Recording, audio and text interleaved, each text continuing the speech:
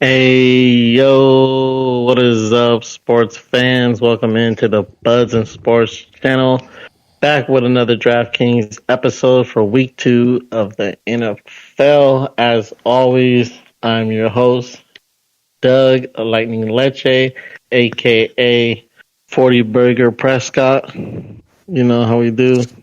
Or actually, it's more like 40 Burger Parsons. You know what I mean? No, I'm not on the Dak train, okay? Yeah, you are. No. You didn't even do nothing. Hey, that's good. Yeah, you didn't need to. No turnover. No turnovers. He's keeping to his promise. Mm-hmm. As always, to the left of me, I have my boy, Spuddy McGee. Yo. What's good, everyone? What's happening? What's good? Y'all, Spuddy McGee here. $50, a little richer on the showdown. I hit on the showdown. So, yeah, Hey. let's go Cowboys. Thank you. Let's go. Oh, I love it. And to the right of me, as always, is Sir Francis. What's good, everybody? Fuck DraftKings. Let's get it. Yeah. That's exactly how we feel. Exactly how we feel. Good and bad weekend for the Buzz and Sports this weekend at DraftKings. We had a lot of green. We actually played good this weekend, but as you didn't already, Tyreek Hill, if you didn't have him, you probably he probably got left behind. And guess who forgot to put him in his lineup? You know, I was talking to Dougie Spuddy, and I was like, I'm so shocked that none of us called that game out for a shootout. Because in hindsight, it's like, why didn't we think that game would shoot out? No, the thing is, we were, but at the same time, like, we were just like, we don't know how Tua's gonna play, you know? Like, yeah, it was one of those. Like, it looks so juicy. It's a trap. Yeah. It felt like a trap game, to be honest. Like, we really thought the Chargers defense would at least hold a little bit better, because you know they had enough on the line to put pressure on Tua to get some sacks, and they have a decent enough secondary to not allow a big play, and that blew up in our face.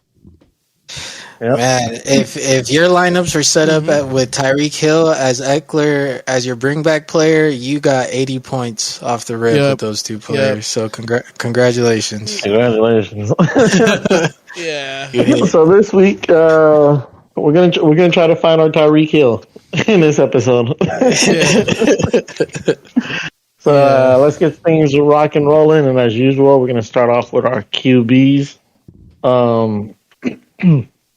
After the first week, second week slates are always a little hard because you don't know who's real and who's fake. But we talked about it a little off air, and at 7,600, I don't see why you shouldn't take Justin Fields. He's playing the Bucks. I don't think the Bucks are that good, or their defense is anything scary. And I do see Baker Mayfield having another solid game, which means the Bears are going to have to put up points. And I see Justin Fields running for his life, but this time not being a divisional game against a team they always are ass against, I think they'll have a better game this game. And I think Fields leaves this game with at least 20 floor. I think his floor this game is 20. And at 7,600, that's totally fine with me. Because if your floor is 20, you might going to get me higher than that possibly. So I think Justin Fields this week is a good choice. Okay. Going down the list, it's looking a little shaky because I was looking at Dak, but Jets actually have a pretty stellar defense. Even though they lost their quarterback, it doesn't mean they lost any defensive pieces. So, Jared Goff is another one I'm looking at because it's at Detroit, but I don't know. So, to be honest, I'm going right in between those two guys at 6,300, and I'm going Anthony Richardson. I'm not mad at it. He had a good showing. The first game, and he looks like he's going to be able to throw touchdowns and run them. So that's always a plus in fantasy. With rookie quarterbacks, there's not a lot of film on them, so they tend to usually have like good years. And I don't think Houston's defense, even though they are the best thing about that team, I think with the rookie quarterback on the other side, I do think they'll be on defense a lot. So more opportunities in place for Anthony Richardson, and I see him at least with a floor of 18 this week. Okay. And if that's the floor, I'm fine with that at 6,300 because he can go up from there. And, if he hits me at the 23s, I'm happy. So those are my two top dollar quarterbacks of the week. Top dollar. As we slide into the value quarterbacks, a lot of reds, man. A lot of reds. But I think I picked him last week. He dropped 17 points, which is all right. I think he'll do more this week against the Rams because I feel like that this game, I feel like is going to be the high scoring. This is the Miami Dolphins game of the week. I can see McCaffrey being the slate breaker possibly, or on the other side, maybe Huta for some random reason. I don't know. But I do see this game being a high scoring affair. So I'm going with Brock Purdy, 5,700. Love it. I picked him last week, like I said. He did okay with 17, but I see him having a better week this week against the divisional opponents. And like I said, I don't know. I see this being a pretty high scoring affair, but that's just me. For my second value quarterback, you're going to have to scroll all the way down. Get right there. For some reason, behind the rookie Stroud, still behind Minshew.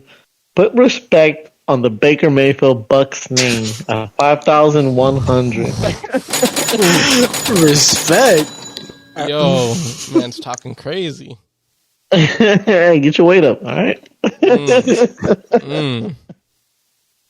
Like I said, that's another game. The Bears-Chicago game is another game, like I told you guys off air. I feel like it's one of two things. It's either ass fest or shootout. But even in an ass fest, at 5,100, if he does what he does last week, which was a semi-shit fest game for the Vikings and Bucks, he scored 16.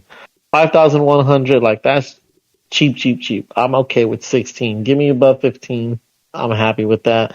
I do see him having 2 touchdowns this week, so I think he will be above that 16. And at 5,100, if he's able to creep into the 20s, you already got a dub because you now have a bunch of money to invest in other places. So that's my second value of the week, and yeah, those are the quarterbacks I'm riding with this week. What are you boys feeling out here? You want to take the floor, Spuddy? Trevor Lawrence. Yes, sir. You know what? I mean, I'm glad he started off on the right foot this year. It seems like he's only trading upward. It's going into his third year. Big surprise was his connection with Calvin Ridley jumped from the start. I thought it was going to be a little bit of a delay on their chemistry throughout the season, but no, they said week 1 we're starting it right now. Yeah, I still Lawrence does a fairly good job at protecting the football. He does sometimes, I think he did a fumble last game, so still some kinks he needs to work with protecting the football. But he still slings it. He has a lot more weapons on the offense, and I think his season from here on out is even better than last season. And I think I agree. I think with KC, yes, Chris Jones just re-signed with the team, but I still think Trevor Lawrence can definitely move around the pocket and still produce a good enough numbers where we could possibly see a shootout in this game. Yeah. So I agree. I like Trevor Lawrence. Only bad thing, and this is with caution, there could be some rain in Jacksonville, so it might not be a quarterback friendly matchup. They'll still throw the ball, but rain is expected, so it could be something to consider. Sloppy play. Yeah. Francis, go ahead. The other game, on the other side of Lawrence, I was gonna say Patrick Mahomes. I think he might be worth it this year, even though he's the most heavily priced. He's just that good. His stats would have been better last game if Kadarius Toney made some plays and met him halfway. But we kind of saw what happened there. But, yeah. I think if you didn't see, you heard. Yeah. But I think they clean it up. I think they're a little more competitive this game. I mean, not that it matters, but I do have the Jags winning this game. Aside from Patrick Mahomes, the other game I like to pick on this slate is the Lions versus Seahawks. Lions versus Seahawks, I feel like a lot of ways they're kind of similar teams, but in a sense that each other's defense isn't way ahead of the other ones, and the other offense isn't way ahead of the other's defense. Like it's just a good matchup for some fireworks. Mm-hmm. Yeah. I think it has potential to be a back and forth game. The over under on this game is, I think, the second highest, I want to say, on the slate. Around 48 or 49, right behind the Chiefs and Jaguars. So Jared Goff, second year with Campbell. I think he gets comfortable. I think we only got a taste of what this offense can do. And Goff missed a big play last game. Amon-Ra would have had I think it was like an 80-yard touchdown if he would have saw him, but he didn't see him. So there's potential. There's potential for Goff to hit his ceiling game. And on the other side of that, it goes down into the value. I don't have a problem with you starting Geno Smith if you wanted to. I was looking at Geno, but honestly, after watching last week's game, it's that 97 guy that scares me on the Lions.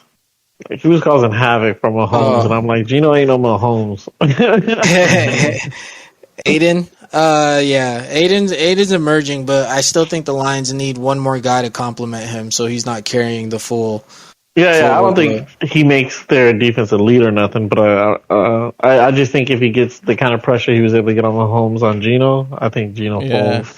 Yeah, because I mean, it's more on the Seahawks line is showing themselves already after playing against the Rams. Seahawks line did not do a great job at protecting Geno because, to be honest, Geno's stats weren't crazy; they weren't that really good. But he also protected the ball too, so it wasn't he was a slouch or anything. He didn't turn over the ball or anything. He just couldn't get nothing going. It's just week one divisional things. I really do think the Seahawks are better than what they showed week one. They just probably came out flat a little bit. Yeah. But I think against the Lions, though, they'll be a lot more competitive and their offense will get going. Yeah. No, I was looking at Geno too for a minute, and I was like, oh man, I'm just so scared. But one value I do much agree with you, Dougie, Brock Purdy. I don't think he'll stay in the 5K range for a very long time. I'm gonna die on the hill that he is gonna be right there at the line of elite quarterback stats this year. Okay. We saw last season what his ceiling potential is. That he had a 37-point game. For the first time in a while, I feel like we have a quarterback that can have a 3 to 4 touchdown game. He is the first rookie to win his 6-7 starts, multiple touchdowns in each game. So, he's a gunslinger. The dude is a gunslinger. He's not scared. Our receivers are going to get best production that they've ever gotten from Garoppolo, from Trey Lance, that we've ever had from the last 5 to 6 years. Brock Purdy is going to elevate their ceilings to a new level. So I think Brock Purdy, he's not going to stay in the 5K range. You're going to want to get as much value from him as possible. Because even with Shanahan utilizing Christian McCaffrey a lot, McCaffrey's using the passing game too. Mm-hmm. Just as much. So Brock Purdy, even using McCaffrey, there is potential for his points to come from there too. Mm-hmm. The whole offense, now that it's fully unlocked, Shanahan completely trusts Purdy to handle any type of play call, any type of throw. So I expect a big season from Purdy for sure. So I do think, and then you're right, Dougie. For some reason, I feel like is not a shootout. I definitely feel like the Niners are going to put up a lot of points regardless, whether the Rams are responding or not. Yeah. I do think the Niners are, because history says that Shanahan has McVay's defense figured out. Like he always finds a way to put up points against the Rams. There hasn't really been a game in recent memory where it's been super low scoring on the Niners side versus the Rams. Question. So. Question. Yeah, what's up? Is this the closest we're gonna get to looking like? Was it like 2015 Falcons 2.0? Yes, because yes, it smells like that, because you got the quarterback, your receivers are there, you have two capable running backs. Obviously, Devontae Freeman is the Christian McCaffrey. Obviously, we know which one's better. And then the Tevin Coleman is Elijah Mitchell. Elijah Mitchell. Yeah, he wasn't used that much last game, but in the future, we could see, both running backs really doing damage at the same time. And then you got Kittle, in the mix as well. And it smells like that offense is coming back again. Because it's like what you said, that Shanahan finally can trust the offense in Purdy's hand, meaning Shanahan can finally do what he always wants to do with this offense.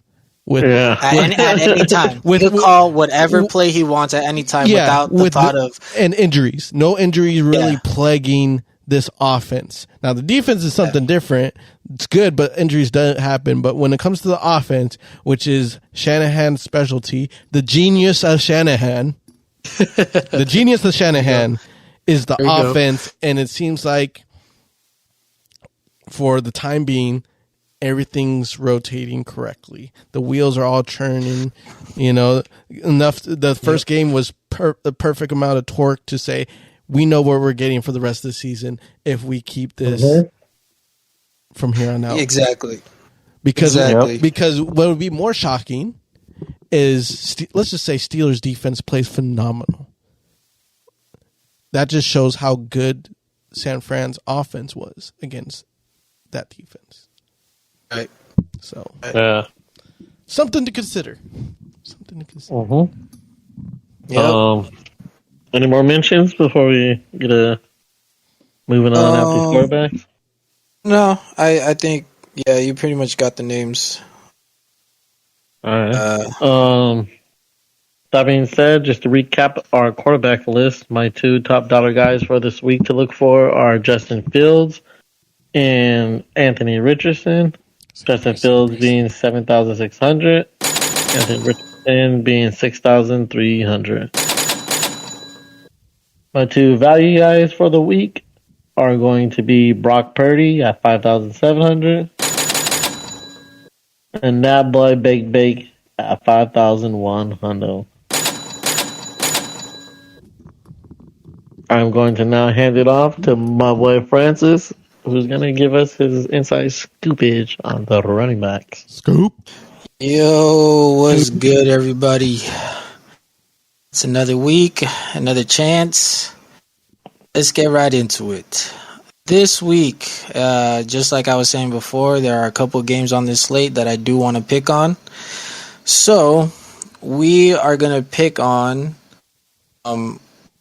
unless I find someone above him, I'm going to start off with Gibbs. Gibbies. I think Gibbs has a workload. just off eye test, you can tell there's a big play in that guy. I like the way he runs. All it takes is a couple good blocks and him finding his lane, and I think Gibbs is going to be very, very efficient this year. So they did say they were going to gradually work him in. I'm not saying we're in week 2 that he's going to get all the touches, but I do think he sees a little more work against the Seahawks, and I do like the matchup. I like the matchup that he has against that defense. I think Gibbs gets at least his first touchdown in the NFL. Hopefully he can get you 2. After that, you know what? Let me scroll up because, I made lineups and honestly, I used a lot of value at running back. So I'm very familiar with the names in the 5K range, but I didn't really pay too much attention to the top guys. Mm-hmm. But I do like Bijan Robinson at 7,900 at home against the Packers. Woo! Bijan, that man shows he belongs in the NFL. Very efficient. He didn't really get as many touches as you wanted him to, and he was also getting sniped by Tyler Algier. Hella sniped. Hey, the man still put up 20 points. So this is an offense that they have no shame. They're like, hey, our identity. We're running the fuck out of this football. We're running the fuck out of this football. You see who our quarterback is? back there? We're running it. You see our quarterback, right? Yeah, he's not throwing that thing more than 15 times if he doesn't have to. Okay? Yeah. Okay. Just do that even that. But we got 2 nice-ass running backs you got to deal with. I think Bijan continues to see his touches, even, if he really takes advantage of his opportunity. Sorry, I couldn't not get the words out. If he takes advantage of his touches and he shows he's the much, much better back, I think moving forward in the season, he gets probably 70% of the volume for the backfield. But for now, it is going to be a split. However, he is looking good. Looking great. Moving on to value.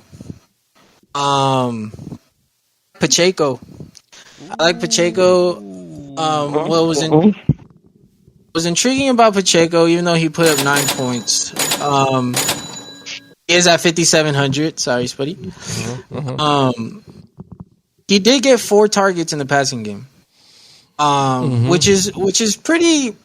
For a running back position in DFS, it's not bad. It's not the best, but it's not bad. You kind of want that 4 to average out to maybe 5 to 7, 5 to 8, but 4 for the first game, it is intriguing to me, and I kind of do like his matchup against the Jaguars. They are supposed to be a stout defense, but the Chiefs right now, they're lacking weapons. Kelsey might not play again. The wide receiver room is up for grabs on who's WR1. If they can incorporate Pacheco, who have seen what he can do, they know what he can do. There's no question mark on Pacheco. He's a good runner, and if you can get him in open space, he can do something good for you. But as long as they're incorporating him in the pass game, I do think Pacheco is a play. 5,700. I'll take my chance at that price with him from what I saw in week 1. Moving on, I am going to take Javonte Williams for a second chance at 5,600. He is at home against the Manders. He didn't have the biggest showing, but 6 targets in the passing game.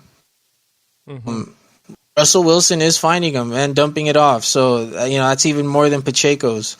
He did catch 4 of them, but he was targeted 6 times. So, even though the yardage wasn't there, they probably need to do a better job blocking. The work for Javonte is going to be there.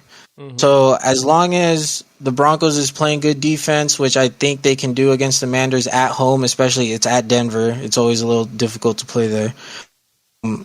Javonte should be a big part of this game plan. And honorable mention, Gus Edwards. Gus Edwards. I'll give him 53. I'll give him 1.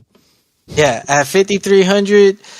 Hey, He's never been Ravens RB1 by choice. It's always been through injury, but by default. But when he plays, he's efficient, man. I think he's averaging close to around 4 to 5 yards a carry with the Ravens.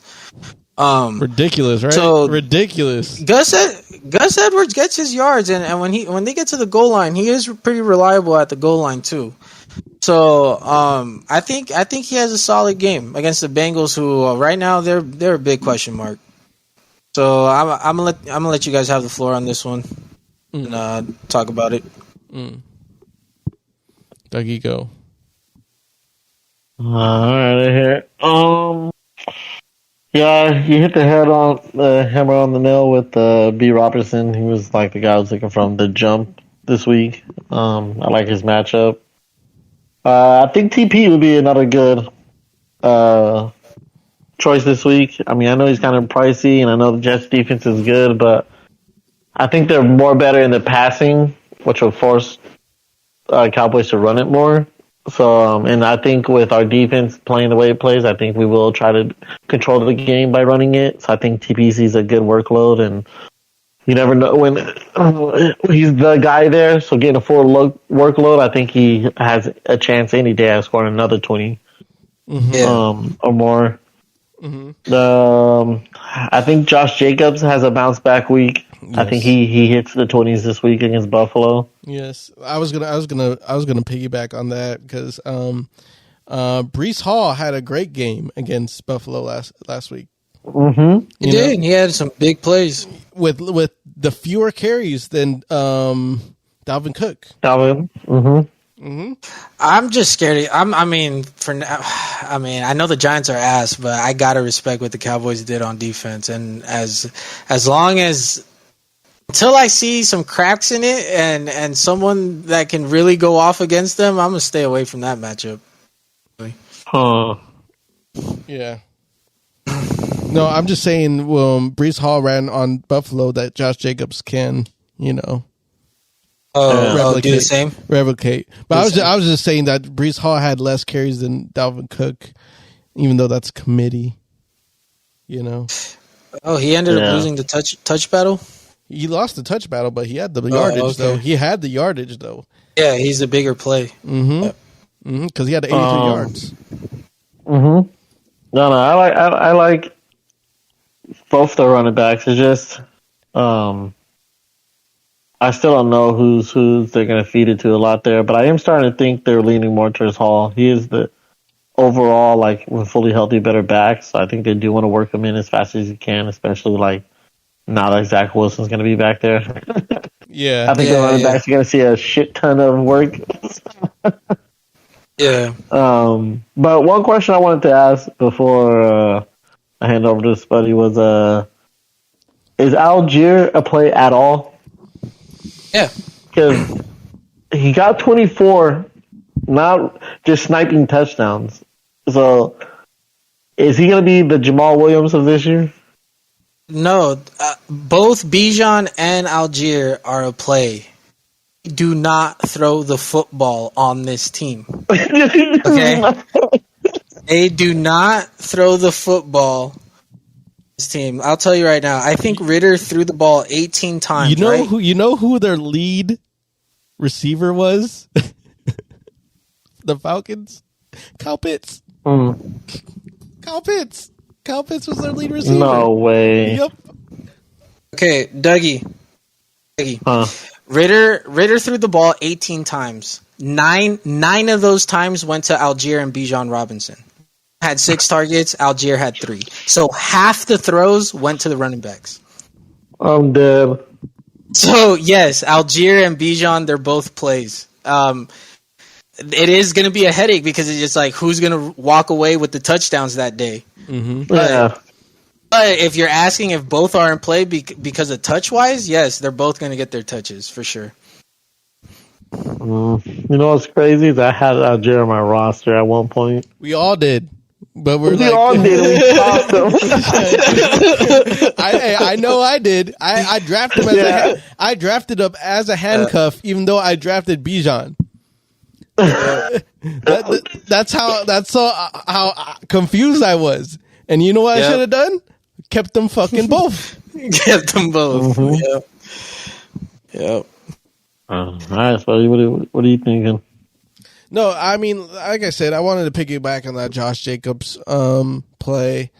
Okay. He's Josh Jacobs top 5 back, and he deserves to have a great game after what happened last week. I think he bounced back. I'll throw you a wild card. A wild card here would be James Conner. O'Connor. Yes, I think James Conner could have a secretly good game against the Giants. Mm-hmm. I'm not mad at that. Mm-hmm. We seen him in sparks. We seen him do McCaffrey numbers before, and we're just like, how? And this would be a great team that he does it against, I think. I mean, in a super grindy game in week 1, he carved out 12 points. Yes. And he didn't score a touchdown. He still carved out 12 points. So, yeah, I think if that's his floor, then definitely. Yeah, he's definitely a play. I mean, based on the offense they have there, I think he could average at least 1.5 touchdowns a game. Yeah. No, that's a great play. That's a great play. I don't think a lot of people are thinking James Conner. It's a great, like, how do I make my lineup different than the other pick? And I think James Conner is great because I think the lack of attention in Arizona and the perception like, oh, Arizona's in trouble because they don't got Kyler Murray or D-Hop's gone, No, there are playmakers there. Just hidden. Yep. And in the right situation against the Giants, they can do something. And I think James Conner is more than capable of doing something against this team. Ooh. Like it. That's all I got. I like it. All right. To recap my picks, I got Bijan Robinson at 7,900 at home against the Packers. I got Gibbs, 6,300 at home against the Seahawks. Gibbies. Then we got Pacheco against the Jaguars, 5,700. Pacheco. And Javonte Williams at 5,600 at home against the Manders. Manor. All right, we are going to spin this ball and pass it to Spuddy. He's going to talk about wide receivers, and there's a lot to get into here. Like every other week, there's a lot to go through receivers because you just don't know how it's going to play out this week with them. There's so much depth in the wide receiver position. But, I'm sniffing some good ones this week. I'm sniffing the good ones. I'll tell you this. I'm going Calvin Ridley, 7,200. Yes. Yeah, I'm buying in on this shit. Yes. I'm buying on this because all it took was 1 week. Calvin Ridley said, "I fucked up, and I'm gonna get right back into it," and that's exactly what he did. He played like he didn't miss 2.5 seasons. Can I just say one quick thing about Ridley, Spuddy? Go. One quick thing about. Okay, I know. We say Kirk got the bag. He got overvalued, and they have to justify it. But let's also remember the Jaguars signed Ridley when he was suspended for a season. He sat on this man for a year. They're gonna unleash the fuck out of him. They did not sit on the season on this man for him to ride the bench or get 2 targets a game. Sat on a season because they were like, you are going to be WR1 on this team for Trevor Lawrence. On this team, we need you. Okay, that's all I have to say. Go ahead, Spud. And you are very right because the think of it, like Calvin really kind of owes Jaguars for taking that chance for them. So of course he's going to work hard because he's back to having like no bag right now, because he was suspended. First what happened, mental health, everything like that. But then right after was the whole gambling suspension. It's like, oh shit. Then obviously Falcons were like, the fuck do we do with him now? Because He told us mental health and gambling, so we lost out from a year and a half. And you know what? Jaguars are at the position, literally after Urban Meyer saying, fuck it, we're going to take a chance with this guy. He's going to be part of our rebuild, and we're going to help rebuild him. So it's like a weird, perfect story right now with Calvin Ridley. Like, it's a redemption story right now with Ridley, and I'm buying into it. I know Lawrence is buying into him because, I mean, he almost hit 100 yards. He's got his touchdown, and he had a lot of targets going his way. And, I'm buying into it. I think Lawrence really digs the chemistry with Calvin Ridley. So, yeah, I'm going with that. Shootout game. Let's go. All right, and my next top dollar pick, this one's actually a pretty hard one. This of who I want in the second spot right here, because I got two names, and these are two names back to back, right next to each other, and I'm like, ooh, who do I go with? But I'm gonna go with Michael Pittman Jr. at 6,300. I like it. That's another guy I like this week. Yes, sir. I hope on the honorable mentions you guys pick the next guy, but I'll leave that to you. But it's kind of like what we're explaining off air. We think Anthony Richardson is going to have a very high ceiling for a rookie this year. He's not afraid to try to air it out, do some playmaking. Mistakes probably will happen, but that doesn't mean he's going to stop throwing the ball. It's not like he's not going to be discouraged. He knows how to hit his targets. And I think Michael Pittman is finally going to be able to really reach his true potential because he has a competent quarterback, or a non-aging quarterback to be exact, because he's been kind of stuck in this limbo of having farewell tours as his quarterbacks. Yeah. So finally he has a young quarterback that could get the ball to him and, build some real chemistry with quarterback as well. So Michael Pittman Jr. is going to be on this roster against the Houston Texans. Now we're going to value, and this is another situation that I kind of like. I didn't regret it, but it was an either or situation of how I was going to choose it. And last week I chose the wrong receiver of this team. But as I feel like, I'm flipping it this time, but I feel like he's going to have another great game again. And the person I'm speaking of is Brandon Ayuk at 5,800. Man, we are thinking too alike this week. Yeah. Yes, sir. You could see the chemistry with Purdy and Ayuk a lot. It's a lot stronger than Garoppolo. Who cares about his name, right? Yeah. Garoppolo. Yeah, no. Chill. What did he do? Hey, what did he do? Chill. Jimmy G and Ayuk's chemistry is nothing compared to Brock Purdy's and Ayuk's chemistry. Yes. You sense it. It's different. Ayuk's not in the Shanahan doghouse. And I think we're going to see a replica of last week's performance into this one. Do I think Deebo Samuel is going to get more involved? Yes. But I like this IU combination. Okay.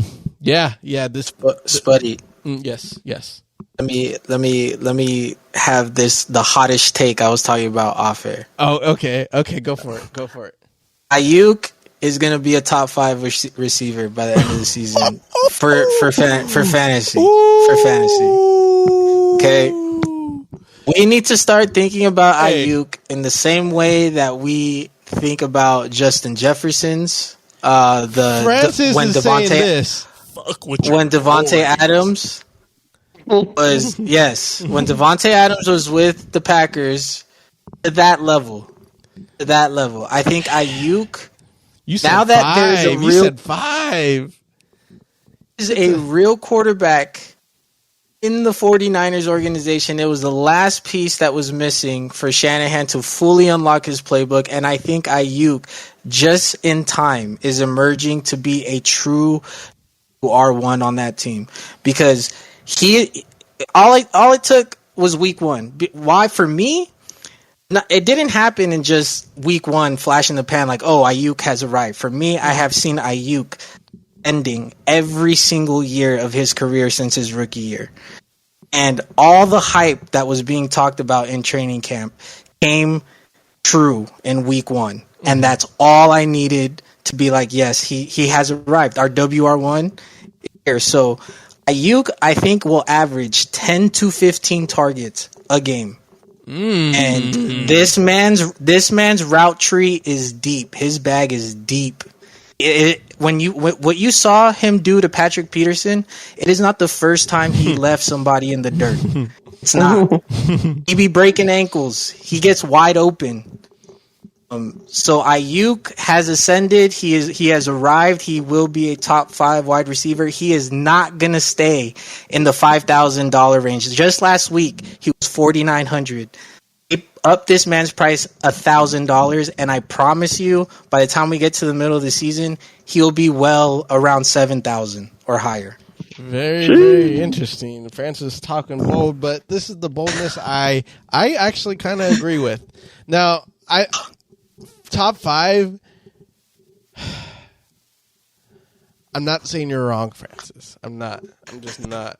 But, it's okay. But it's okay. I am gonna die on the hill. No. You're not dying on the hill. I just I just need like another game. I just need one more game. Okay. And this is why I'm buying into it. That's why I'm buying into it right now. That's why I'm saying I'm giving it a try. Got you. I toes in the water. Yeah. Yeah. I'm not going head first like you are, my friend. I'm going to waste. Said I'm about to die. Baby. Oh, I'm in. Yeah, I'm in. If I'm hitting water or concrete, don't matter. I'm head first. Oh shit! Hey, Francis took the dive. He's still underwater, but we're not worried yet. There's no bubbles or nothing. Just a big old splash, and I'm just slowly getting in the water. Big old splash. Once we see a few bubbles, then I'm gonna get worried. But right now, yes. we're enjoying it, and I like the pick, but it's very disrespectful that both Deebo Samuels and Ayuk are under 6,000. Yes. Yeah, crazy, right? Crazy. But to end up my value picks, here's a name. Nico Collins, 4,800. Like it. Nico. Hey, number one receiver, basically. I'm saying it. He's the number one receiver in Texans. Yeah. Number one receiver in Texans. And he's only valued at 4,800. Yeah. 6 targets.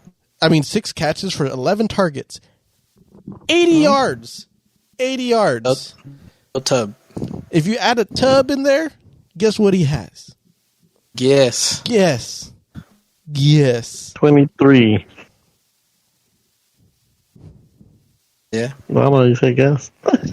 It would be around there, yes. It'd be like 20, right? It'll be 20. Something around there. Yeah. It'll be 20, but then he'd be that much closer to the 100-yard mark, and then you'll get your 3 bonus points. Exactly. So, like... He almost got there. Yeah, exactly. And you know that they're going to keep on, going with him rather than Robert Woods. Robert Woods is going to be the complimentary number 2. He's going to have some big games, but at the same time, we know the WR1 is Nico Collins, and he finally gets to show it with a young quarterback. And yeah, I like the pick. I think it continues. Great value for the time being, and like having a flex option, or so yeah, Nico Collins. Yeah, no, I love it. Love the pick. What are you guys seeing in this vast receiver column? I'm not gonna lie, Spuddy. I made a bunch of lineups, and you mentioned Ridley, you mentioned Pittman, Collins, Ayuk. These are all guys that I have mixed and matched around my lineup. So, ever reading the slate the same this week, it confirms a lot of the things I kind of feel and see. But I guess honorable mentions. Amon-Ra St. Brown. If we're gonna pick on that Seahawks Detroit game, I mean he is pricey, but he is the true one in the Lions. We are at least I'm expecting a high scoring game. I think the Lions get rolling. There's plenty of touchdowns to go around. Whether you're starting Gibbs, whether you're starting Brown, you could honestly possibly do both if you wanted. And then kind of a dice roll to kind of have as a bring back player in that game would be Tyler Lockett. Metcalf had the much bigger game first week, and then there is that rookie that is kind of eating into some targets as well. But Tyler Lockett is that type of boomer bust player. He does tend to have a low floor when he's not the guy that game, but we have seen him have breakout games from 27 to 34 points. He is that big bomb guy for Geno Smith. So all it takes is one connection, and you're looking good on Lockett. Yeah, other than that, man, I love Ayuk and Debo this week. I think you can run them too in a lineup with Brock Purdy. I think the 49ers are going to put up a lot of points this Sunday. And yeah, I think Debo is going to be used more as a gadget type of guy on this offense, with Ayuk being the true WR1. But Debo is going to get his touchdowns because that's Debo Samuel. He's going to find the end zone. You know what I mean? So they are going to have plays drawn up for him. Well, what are you thinking, Dougie? Value. I'm going on a limb here a little, and I kind of like Hopkins matchup this week. I know he's kind of pricey, 6,700, but he's going against that weak Chargers defense that just let Tyreek fucking run all over him, and I know it's fucking Burger King Tannehill, but I can see the game script going Chargers blow him out, and Hopkins get a lot of yards and maybe get a garbage time touchdown to get him over 20, or I could see the Chargers going up by a lot in the first half, and then that Chargers being the Chargers and letting Titans come back and somehow steal this game from them. But either way, I do think Hopkins has a good game because I know when I did watch the Titans, they were using him a lot. And with the garbage game Tannehill had and the garbage game the Titans had overall, he was still able to eke out 13 points, almost to 15. So, like, I think this game we can see Hopkins hit his 20. I don't think not because of him, because of Tannehill. I don't think he'll have old Hopkins numbers, but I think he'll have good games on good matchups, and I think this is a good matchup for him. As far as value, I mean, you guys mentioned a lot of guys. I would pick, obviously Ayuk and Debo being down there. I like Zay Flowers at 5,000 exactly. That's a good one. He got 17 last week in another graded game. And I think Lamar is liking him. Lamar was going to him a lot. And with Mark Andrews still being up in the air, if he's playing, if he's out, I think Zay Flowers is a start. And 4,900, the last guy I just want to mention is, Puka. 4,900, if you want to pick on that San Francisco Rams game, if you're like me and believe it's going to be a high scoring affair, if you think the Rams are going to be able to keep up, I think Puka will obviously be involved in that. So he'd be a name I'd look out, and he's at the price he's at. Bring it back. Yeah, the price he's at. It's worth it. It's worth it. Yeah, he doesn't have to do too much for you to get your money's worth. So yes, sir. Yeah, as long as Cooper cups out these next 3 games, I mean, his Rams receivers are going to be a play. Puka Tutu. Right. Yeah, that's it for me. Like I said, I agree with everything you guys said. You guys nailed it on the head. All right, let me wrap this up then. All right, for my first top dollar guy, we got Calvin Ridley, 7,200. Yes, sir. Up next, we got Let's go. Michael Pittman Jr. at 6,300. Then, for our value, 5,800, Brandon Ayuk. Finally, we got Nico Collins, 4,800. All right. Yeah. All right, now let's move on to the tight ends. What tight ends we liking or not? Yeah. Fake tight ends are shaky right now. Mm-hmm. They're shaky. The value right now for a tight end is very rough, but there are some highlights. There are just some. I think Ingram has the best matchup this week. Mm-hmm. Yeah. I mean, that's if Kelsey or Andrews doesn't play. But I think he has a really good matchup, and you know, if Kansas City and Jacksonville is going to be that shootout, I think he has a high chance of getting in the end zone and catch a couple targets. Yeah. Yeah, it's rough. Tight end position really died in the recent seasons. It did. Yeah. You just got to get lucky with a touchdown, basically. Yeah, basically. I mean, high usage tight end. I mean, Kmet gets his targets. He was 5 for 7. Detroit's rookie was 5 for 5 for 39 yards. So there's a play right there. Yeah, I was looking at Lions tight end. They did utilize him more than I thought they would. And that 5 targets is appealing at that price, especially in a potential shootout game. Yeah. You're like with the tight end, you're just hoping they catch every ball that's thrown to them. I'm gonna say at least 4 times and get like 50 to 60 yards. The bonus would be if they got the touchdown. The days that the tight end is more like a receiver is dwindling, one might say. Yeah. So it's really just look at your matchups, see if it's a matchup nightmare for the other team, and ride with it. We got the Kelseys and the Mark Andrews, but they're not playing right now. Darren Waller didn't really do much against the Cowboys, which I think we've all seen why.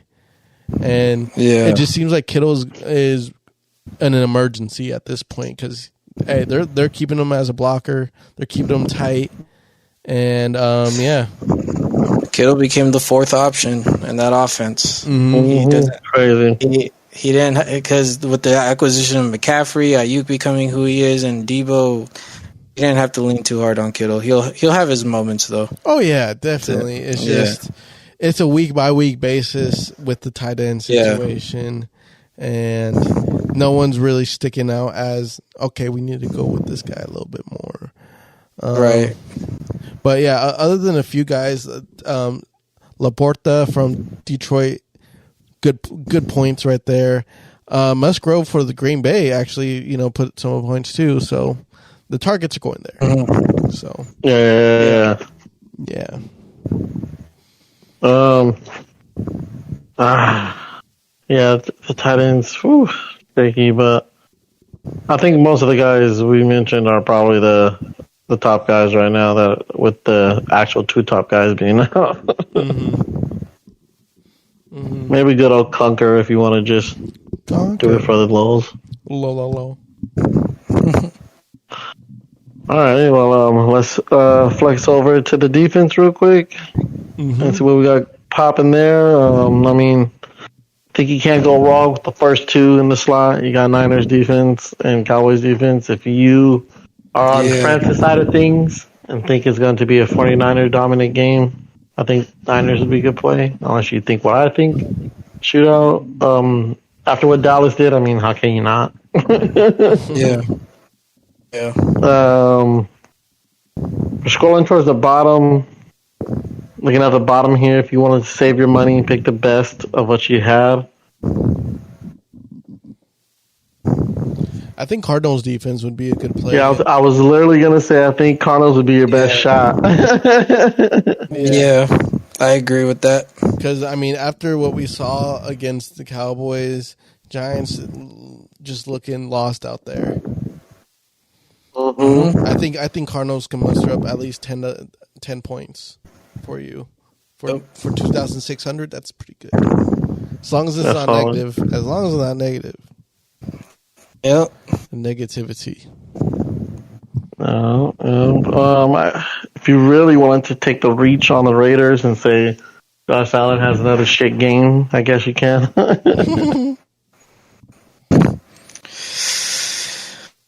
I seen a post today that I swear was so accurate. It was like Josh Allen either looks like the best quarterback one of the best quarterbacks in the league, or like he doesn't know what the fuck he's doing. There's no in between. Yeah. He did lose his quarterbacks coach. It's a new one this year, and the guy has a track record of making his quarterbacks look good. So I don't know. Josh Allen might be in for a long season. We'll see. I think the Broncos defense could be a play. They're at home. They go against Sam Howell. I think on paper, I guess you can make the argument, but on paper, the Raiders do have a better offense than the Manders. I'll tell you right now, if Broncos lose to Washington or win by less than 3 points, I'm done with the Broncos. Franchise is garbage. But I do think the Broncos, defense will have a strong game. They'll have a strong game. All right. Well, boys ain't got nothing else to say about these defenses. Nada. I think that's gonna do it for us this episode. A lot of good advice out there. A lot of great discussions for you guys to go over this week and see what you like in DraftKings. Hopefully, we help one of you guys win some moolah. Hopefully, one of us here can win some moolah. Hopefully, we help ourselves win rather than. Congrats to Spuddy for the 50 you won last weekend. $50.25. Good shit. $50.25. Taking first in DraftKings is hard to do. So whenever you do it, good shit. Good shit. And congratulations, Francis, to having the best lineup of the weekend, but somehow lost. I forgot Tyreek. Forgot he existed. Thank you guys for tuning in to these episodes. As always, we have the Dookie list up right now on YouTube. We're going to have the audio up on the podcast channel soon. We got Spuddy Quick Picks this week. I was actually going to record it today, but hey, we got the fantasy done right now, so I'll do it tomorrow night. Definitely. Hey. So we got Spuddy Quick Picks this week as well, and then we have our Buzz and Sports lineup coming on the social media, so you guys can take a look at that, comment at all. You know what I'm saying? Definitely hit the follow button on our socials. Hit the follow button on all your podcast listening apps, and definitely give a subscription to the YouTube. You know what I'm saying? Show love to the boys. We do this for you guys, and we love talking sports, you know? As always, we are the Buzzin' Sports. He's Steven. He's Francis. I'm Dougie. And we are out of here. Get your weight up.